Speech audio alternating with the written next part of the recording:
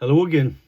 So the next power tool I'm going to show you today off the cheap eBay power tools, the 21 voltage, is the angle grinder.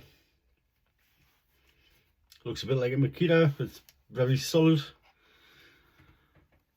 If you look on the back here, you've got your power indicators, but also as you press that, it actually changes the speeds. So it is variable. Let's see it in action.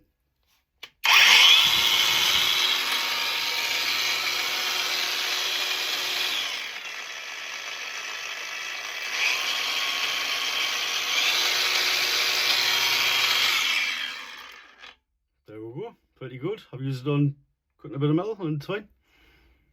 Goodbye.